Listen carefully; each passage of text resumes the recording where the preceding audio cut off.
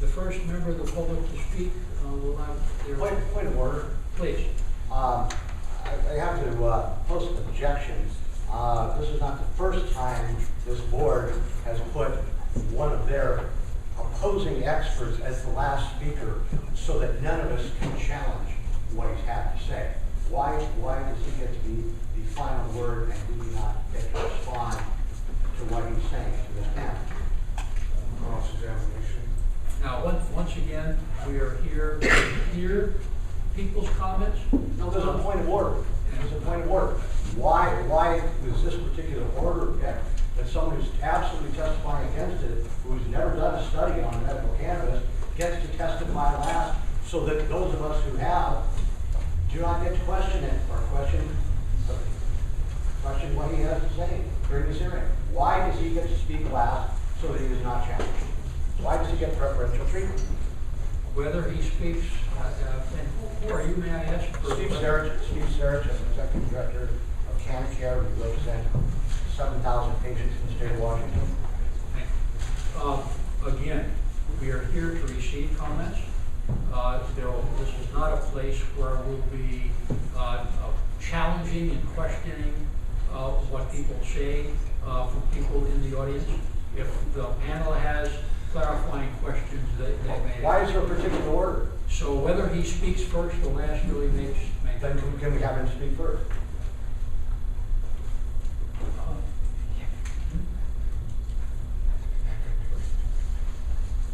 Sure. You were here at the last meeting, right? I'm here at every meeting. Okay, so I think it would be fair to say that when the physicians that testified expertly, either pro or con, were questioned by the board members. So I think you'll find that even though he's testifying in opposition, then he will have questions posed to him, which I think will satisfy some of his needs.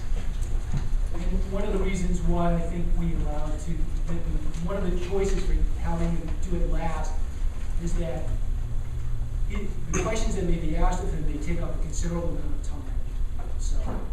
So he gets more than the 3 minutes allotted to any of the rest of us who are also experts in the field.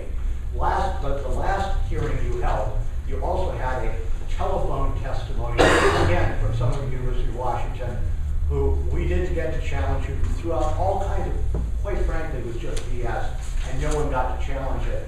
Why do you pick some expert who we don't get to challenge to speak last and have the final word in this when we cannot challenge that testimony? What makes this doctor any more important to this hearing than we are?